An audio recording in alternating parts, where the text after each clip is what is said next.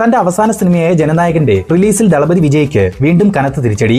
ചിത്രത്തിന്റെ റിലീസ് അനുമതി മദ്രാസ് ഹൈക്കോടതി നിഷേധിച്ചിരിക്കുകയാണ്. സെൻസർ ബോർഡിന്റെ അപ്പീലിലാണ് ഹൈക്കോടതി ഉത്തരവ് നൽകിയിട്ടുള്ളത്.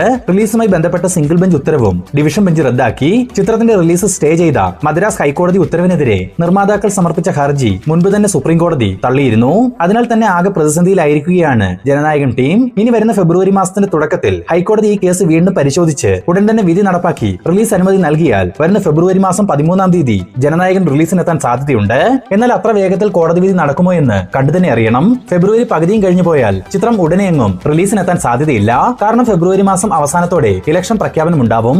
അതിനാൽ തന്നെ ഒരു കാൻഡിഡേറ്റ് ആയ വിജയ് ചിത്രം തിയേറ്ററുകളിൽ പ്രദർശിപ്പിക്കാൻ ഇലക്ഷൻ കമ്മീഷൻ അനുവാദം നൽകാൻ സാധ്യതയില്ല. അങ്ങനെയെങ്കിൽ ഇലക്ഷന് ശേഷം വിജയ് CM ആവുകയാണെങ്കിൽ സക്സസ് സെലിബ്രേഷനായി ജനനായകൻ റിലീസിന് എത്തിക്കാം. ഇനി അഥവാ ഇലക്ഷനിൽ പരാജയപ്പെടുകയാണെങ്കിൽ സിനിമയിലേക്കുള്ള അദ്ദേഹത്തിന്റെ കംബാക്കായി നമുക്ക് ജനനായകൻ കാണാനാകും.